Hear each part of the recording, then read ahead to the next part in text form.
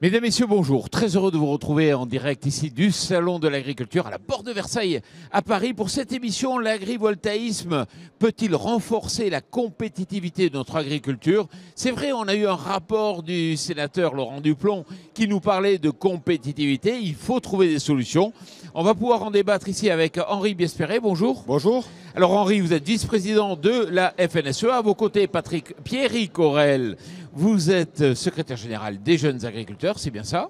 Oui, tout à fait. Merci. Voilà. À ma gauche, Marc Christophe, bonjour. Bonjour. Vous êtes cofondateur d'Enoé. Et juste à vos côtés, Christian Breyer, bonjour. Vous êtes directeur du lycée agricole de Saint-Maximin. Henri, la question, la première, elle est pour vous. On est compétitif ou pas? L'agriculture française est déjà compétitive. Sur le maillon production, quand on se compare, on a les mêmes coûts de production. Mais tout ce qui peut renforcer et améliorer la compétitivité, et l'agrivoltaïsme, de notre point de vue, en fait partie, sera toujours bon à prendre dans ce monde, effectivement, où on regarde de très près les aléas climatiques, on regarde de très près tout ce qui peut arriver à notre agriculture et comment on peut essayer de se protéger et d'améliorer la performance. Alors Pierrick, vous êtes jeune agriculteur, vous vous installez, confiant sur l'évolution de la compétitivité? Parce que quand on regarde ces dernières années, nous on a reçu le sénateur Duplomb, il dit attention, ça descend quand même. En effet, sur le terme de la compétitivité, il y a l'agrivoltaïsme qui peut être une solution, mais il faut aussi observer ce qu'on a déjà fait en matière de filière et observer un petit peu des fois en tout cas de modération, si je puis dire, pour pas des fois chambouler aussi des secteurs qui sont en peine de retrouver un peu de compétitivité primaire. On parle bien d'agrivoltaïsme et donc d'une activité agricole aussi qui doit pouvoir trouver sa place et qui doit pouvoir garder de la compétitivité. Parce qu'on le sait, on a aussi besoin d'installer. Donc c'est des outils qui vont être un petit peu plus lourds à transmettre. Et donc on a besoin de trouver des clés aussi de répartition sur ce sujet-là. Et c'est là où il y a un peu un différent entre les jeunes et les plus anciens. On ne peut pas parler d'un différent, il ne faut pas laisser trimballer des bruits de la sorte.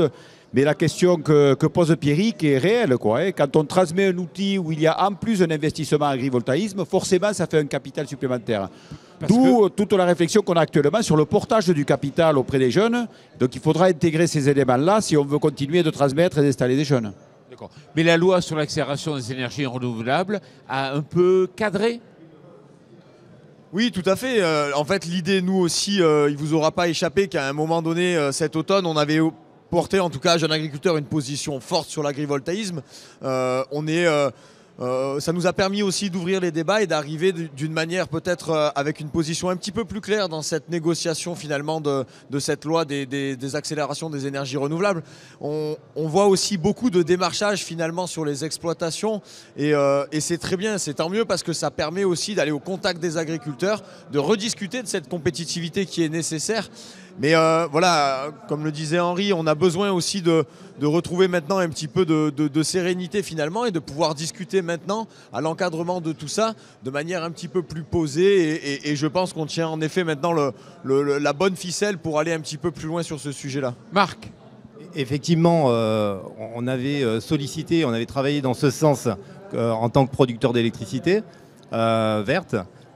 Pour que justement cette loi soit encadrée, que la définition de l'agrivoltaïsme soit vraiment une vraie définition.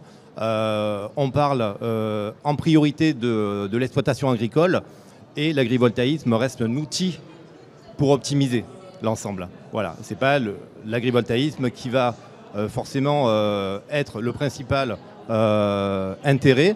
Et après l'agricole, on parle bien de l'exploitation agricole en priorité avec un outil adapté, performant, et qui, je le souhaite, et on travaille sur l'innovation et la recherche là-dessus, pour que ce soit le plus performant possible.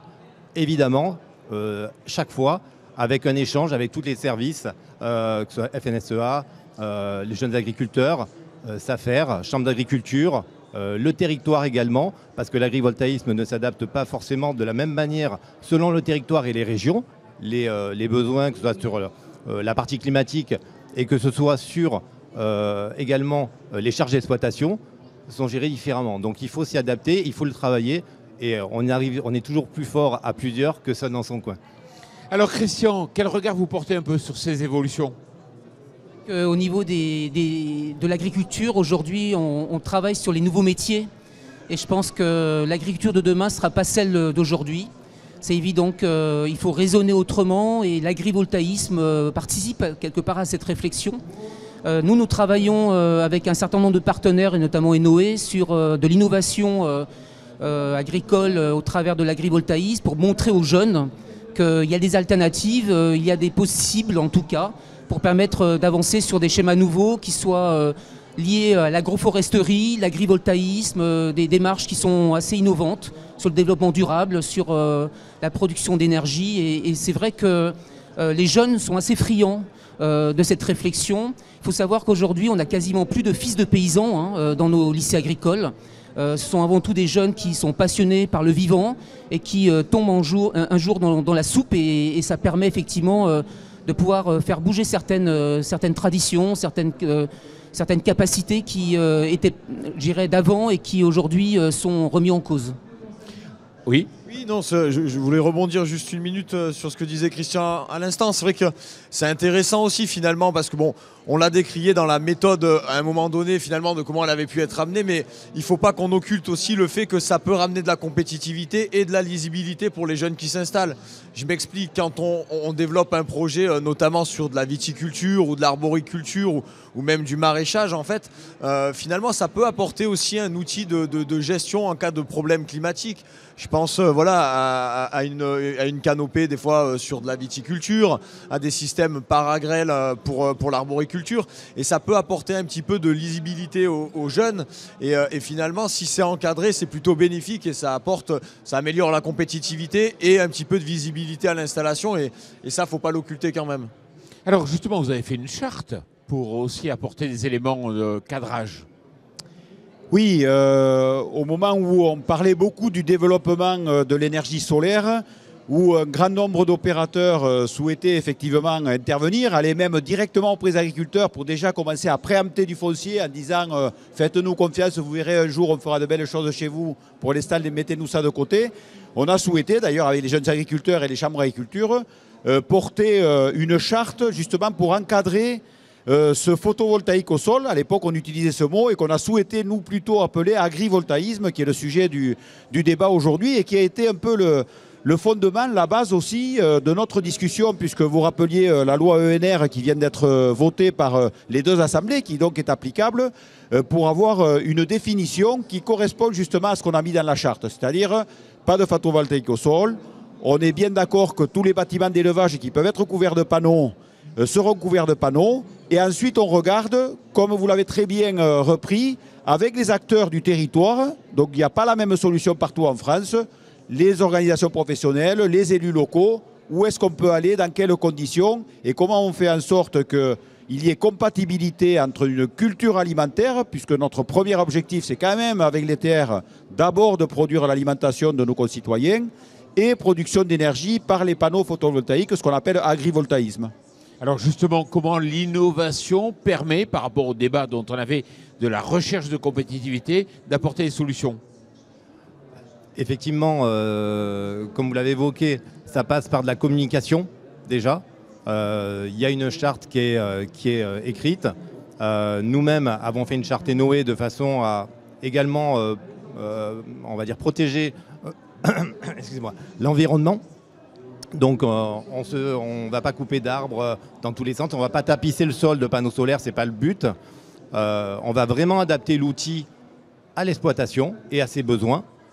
Et évidemment, on regardera aussi la viabilité économique de la production d'électricité parce que sinon le projet ne peut pas se faire.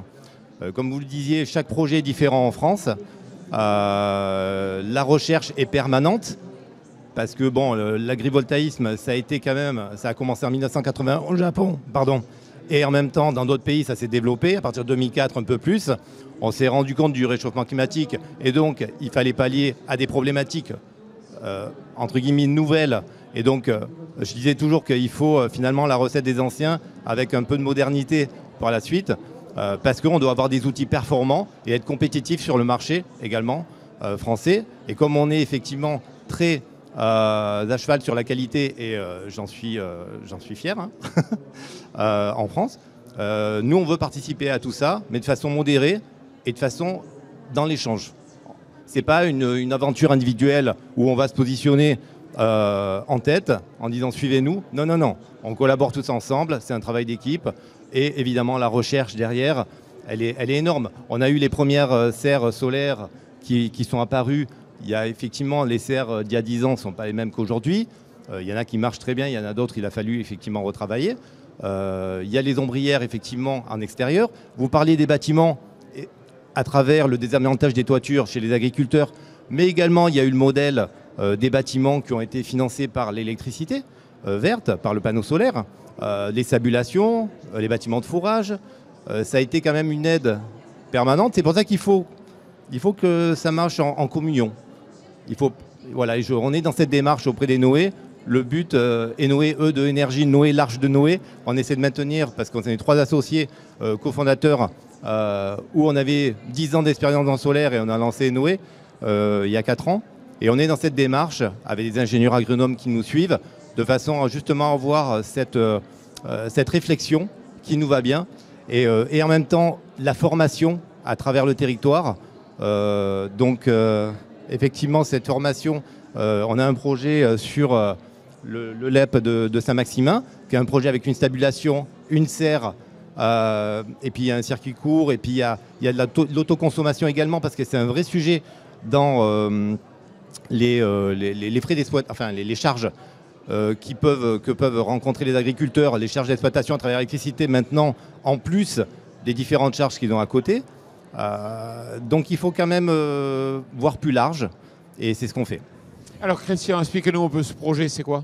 Effectivement, donc ce projet, c'est environ 2 hectares d'agrivoltaïsme mené en agroforesterie. Donc l'idée, c'est de travailler sur des arbres fruitiers, de la prune, de l'abricot et du raisin de table, et travailler effectivement des bandes maraîchères ou des bandes en betteraves sucrières, parce que on imagine aussi d'aller vers peut-être de l'énergie verte éthanol. L'objectif étant de pouvoir protéger les cultures en question, notamment des gels de printemps, parce que c'est un vrai problème en Provence verte. Et puis toute la problématique du soleil extrêmement brûlant, notamment pendant l'été, là au mois de juillet-août. On a des forêts dans le Var qui ont été carrément grillées cet été. Et on estime que les panneaux solaires peuvent effectivement protéger à un certain moment de l'année les plantes en question. L'objectif, c'est quand même de produire des arbres fruitiers, donc des produits alimentaires. Il faut savoir que dans le département du Var, aujourd'hui, c'est 3 à 4 jours de souveraineté alimentaire. Moi, j'aimerais bien qu'on réfléchisse à tout ça. Qu'est-ce que vous entendez par 3 ou 4 jours? 3-4 jours, ça veut dire que concrètement, si on coupe les circuits de distribution sur Toulon, Nice, Marseille, 4 jours après, votre voisin vient vous voir en vous demandant un paquet de pâtes ou du pain ou je ne sais trop quoi à manger. Donc on est vraiment sur des schémas extrêmement tendus qui font que dans la Provence aujourd'hui, M. Muselier, le président, met le paquet sur l'innovation, l'agriculture, veut redévelopper des zones agricoles fortes, diversifiées. La viticulture dans le centre-Var marche très bien, mais si demain la viticulture souffre, que va-t-il rester de l'agriculture dans le centre-Var? Et aujourd'hui, la diversification est un des moyens de développement durable. Alors ça, c'est intéressant parce que c'est vrai que ce qui était un peu anecdotique avant, c'était les panneaux pour créer des microclimats. Aujourd'hui, de mois en mois, d'année en année, on se rend compte que ça va devenir une solution. Oui, c'est la combinaison finalement de solutions, quoi. L'arrivée de l'agrivoltaïsme sur les parcelles, mais Pierrick l'a aussi dit et vous venez de le rappeler, quoi. C'est de la résilience pour les cultures.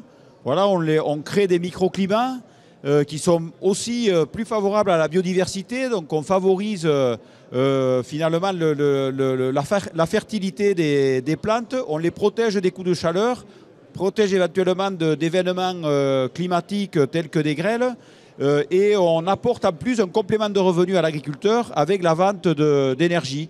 Donc on est résilient sur plusieurs sujets en même temps et c'est vraiment ce qu'on a voulu quand on a accompagné tous ces opérateurs et vendeurs de solutions agrivoltaïques pour vraiment s'inscrire dans un nouveau projet pour l'agriculteur et redonner du coup aussi un sens au métier d'agriculteur. On est producteur d'alimentation et d'énergie qui sont les 2 sujets primordiaux pour l'avenir. Substituer l'énergie fossile par de l'énergie renouvelable et continuer d'alimenter avec des ressources locales nos consommateurs français. Voilà, nous sommes arrivés au terme de cette émission. Henri Biespéret, Pierrick Aurel, Marc Esloffle et Christian Braillère, merci beaucoup d'être venus ici pour débattre de cette question et merci à vous.